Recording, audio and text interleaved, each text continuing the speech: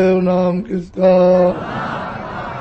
जय गुरुदेव नाम किसका, जय गुरुदेव नाम किसका।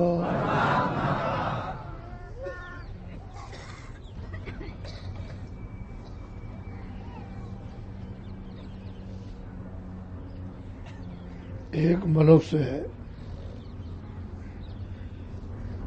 पंचभौतिक शरीर में जब जीवात्मा बंद की जाती है तो उसका प्रकाश, उसकी रोशनी एक सीमित है, बहुत छोटी सी। जैसे जुगनू रोशनी करती है, छोटी सी रोशनी। जब यही जीवात्मा देव शरीर में, लिंग शरीर में रहती है तो इससे बहुत ज्यादा प्रकाश होता है। इसी सूरत में उसमें इंद्रियां हैं और काम, क्रोध, लोभ, मोह, रजोगुण, तमोगुण, सतोगुण, ये पांचों तत्व छूट जाते हैं। उन तत्वों का वो शरीर है, उसमें रोशनी उसी सूरत में, उस शरीर में बहुत ज्यादा। यहां से फिर जब सूक्ष्म शरीर में जाती है तो एक प्रकार की अपार रोशनी मालूम होता है। इसमें कितनी रोशनी है, इसमें कितना प्रकाश, कितनी लाइट है इसके अंदर। तो वहां वो पांच तत्वों का है शब्द, स्पर्श, रूप, रस, गंध और मन, बुद्धि, चित्त और अहंकार। जब सूरज कारण शरीर में जाती है तो वहां ये कोई झगड़ा नहीं, बस शब्द, स्पर्श, रूप, रस, गंध। शब्द का बोध करती है, सुगंधि का, रस का, रूप का, उसमें वो अनुभव करती है। इससे बहुत ज्यादा उसमें रोशनी, बहुत। इसी सूरत में इतनी रोशनी होती है तो अब जो मंडलावर्ती, जो वहां का स्थानीय मालिक है, उसमें तो बहुत रोशनी, तो बहुत बड़ा, उसमें कितनी रोशनी। तो ईश्वर में, जिसको गाठ कहते हैं, उसमें बहुत रोशनी। फिर ब्रह्म में बहुत रोशनी, उससे ज्यादा पार ब्रह्म में कितनी रोशनी, कितना प्रकाश उसके अंदर, कितना बड़ा है। फिर महाकाल पुरुष, उसमें कितनी रोशनी। तो सत्पुरुष है, उसकी तो रोशनी का वर्णन ही नहीं हो सकता। ये जो रोशनी का वर्णन किया जाता है, ये संकेत है, इशारे। तो इशारे में कोई चीज पूरी थोड़ी बताई जा सकती है, तो इशारा है। वो तो मतलब ये कितना बड़ा है। फिर मतलब ये कि एक एक उसके रोम में, जब बड़ा है तो उसका शरीर बड़ा, जिस्म बड़ा है तो उसके रोम भी बहुत। इसी शरीर में रोम है, तो इसी तरह से तो वो अपार था, कोई वर्णन कर नहीं पाया, न कर सकेगा। ऐसा है। जिन्होंने भी जो कुछ भी कहा है वो सब कलम बंद कर दी, इशारेबाजी बंद कर दी। फिर ये कह दिया कि ये देखने के ताल्लुक। सूरज जब कमाई करती, जब करती हुई पहुंचेगी तो ये अपने आप स्वयं देखेगी। सुबंद कर दिया गया, तो वो इशारे किए जाते हैं, वहां का यहां कुछ लिखा नहीं जाता। अब साधकों को चाहिए कि ऐसी कमाई अभी से ही करो, ताकि सब कुछ तैयारी रहे, मतलब है। तो तैयारी से तो आगे जा सकते हो, और तैयारी कुछ नहीं रहेगी तो आगे जा, क्योंकि उधर दाखिल नहीं हो सकते, रोशनी बर्दाश्त नहीं कर सकते, फिर शब्द नहीं बर्दाश्त कर सकते। वहां कोई चीज बर्दाश्त करने की नहीं है जब तक कि साथ सामान से तैयारी ना हो। थोड़ी बहुत तो कमाई करनी चाहिए। घाट पर बैठ करके सब सामान रहे तो आगे बढ़ो। तो बहुत रोशनी है, वो आग लाइट को बर्दाश्त ही नहीं करती, कर ही नहीं सकती है। बिल्कुल आंख बंद हो जाएगी, अंधेरा हो जाएगा। जब सूरत की आंख बंद हो जाए, जो ज्ञान आंख है, तो अंधेरा हो जाएगा, क्योंकि रोशनी इतनी चमकदार है कि उसकी चमक के सामने सूरज भी यहाँ कुछ नहीं, इतनी चमकदार है। इस सूरज की रोशनी उसमें लुप्त हो जाती है। तो उसको धीरे धीरे धीरे धीरे धीरे धीरे जरा सी लाइट मिलती है, बस आंख ऐसे बंद होती है। तो बहुत लाइट है, बहुत तेज शब्द है। इतना मतलब इतनी आवाज, इतने तेज बाजे कौन बर्दाश्त कर पाए। धीरे धीरे धीरे धीरे सात समय सब रचना शब्द की है। ये जितने भी नीचे से ऊपर तक है, अगर इसमें शब्द ना हो तो कोई और रचना किसी तरह की हो ही नहीं सकती।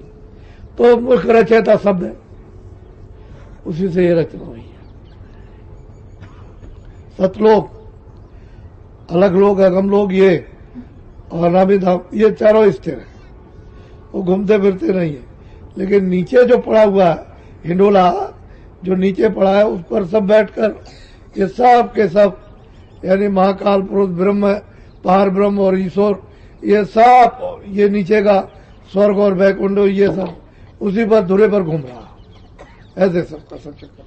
लेकिन वो नहीं घूम रहा है, तो इस तरफ वो अपनी जगह स्थिर है, वो नहीं घूमता। ये सब घूम रहा है, चक्कर कर रहा। ऊपर से पता चलता है सब घूम रहा, सब का सब। इतने मशीन चक्कर नहीं मार सकती, कोई भी मशीन, उसका इतना चक्कर तेज हो ही नहीं सकता।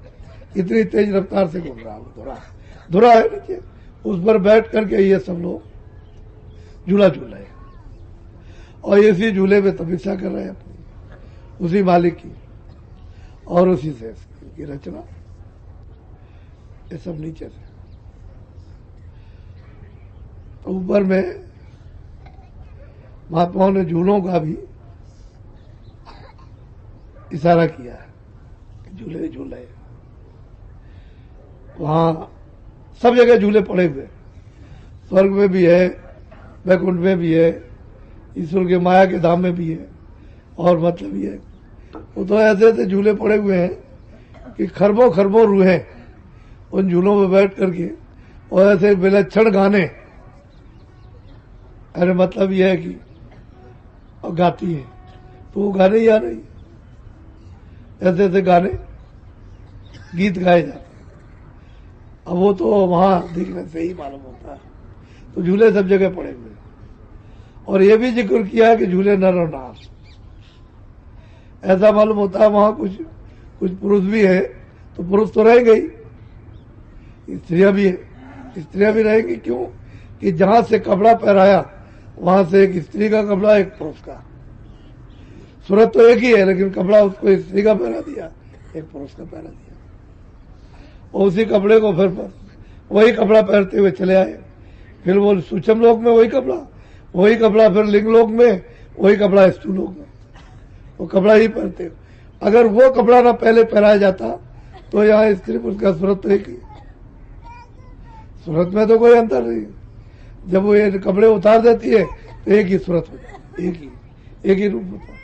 सब कपड़ों से, सब गिलापों से ये अलग हो गई, और बस शब्द रूप हो जाती है। तो असली चीज ये है कि ऊपर से जो कपड़ा पहनाया गया है, जब तक उसको उतार न दिया जाए तो छुटकारा नहीं हो सकता। शरीरों से किसी न किसी शरीर में बंधन रहेगा, फिर यहाँ आना पड़ेगा, फिर आएगा तो यहाँ कोई कर्म करेगा, तो फिर जाल में फंस जाएगा, फिर चला जाएगा नीचे, योनियों में चला जाएगा। इस तरह से जीव का छुटकारा नहीं हो पाता जब तक वो कपड़े ना उतारे जाए, यहाँ का भी और ऊपर का भी। सब कपड़े उतारते हुए जाए, और मतलब ये सूरत शब्द रूप हो जाए, बस सब छुटकारा पा गई। सूरत तो एक ही है। और ये सब भेद स्त्री पुरुष का, वही जब त्रिकुटी में ब्रह्म का साक्षात्कार होता है तो सब भेद खत्म हो जाता है। न वो स्त्री है न पुरुष है, शब्द रूप हो गई, शब्द रूप हो जाती है। ये भेद सब मिट जाता है उसका, पुरुष और स्त्री। नहीं तो स्त्री का पुरुष का भेद रहेगा। ऊपर मंडलों पर भी वहां माया भी है, वहां मतलब वो माया भी है तो वहां नीचे आद्या महाशक्ति है, यहां भी है, इससे छुटकारा नहीं होता। तो कहने का यह है कि सब साधना में, अभ्यास में, भजन में ये सब देखा जाता है, अनुभव किया जाता है, लेकिन इशारे तो किए ही जाते हैं, पर जो वहां है वो नहीं, चित्रकारी में नहीं आ सकता। आंख उसका अनुभव करती है, कान जो है सुनते हैं, नासिका जो है अपना काम करती है, सूंघती है, सब अपने अपने इंद्रियां अपना काम करती है। जो कुदरती इंद्रियां अपना काम करती हैं, बनावटी अपनी जगह छूट जाती है। इस तरह से मालिक ने जो रचना का सब मसाला जो महाकाल पुरुष को और नीचे दिया, उसने ये सब रचना की। तो ये भी रचना लुभाने वाली, क्योंकि ये इच्छा इसमें पूरी नहीं होगी और इसमें इच्छा पूर्ति नहीं। तो जहां इच्छा पूर्ति नहीं है वो मतलब है सब चीज विनाश की है, बनावट है। और जहां इच्छा पूरी हो जाए बनावट नहीं, वहां चीज स्थिर है और मतलब है सत्य है। तो ये बनावट की चीज है, इसीलिए मन दौड़ता रहता है और इंद्रिया दौड़ती है और सुख के लिए, इसके लिए, सबके लिए। तो जीव जो है बेचारा क्या कर सकता है, महात्माओं की दया से ही उभरेगा, बगैर उसके काम। बोलो जय गुरुदेव।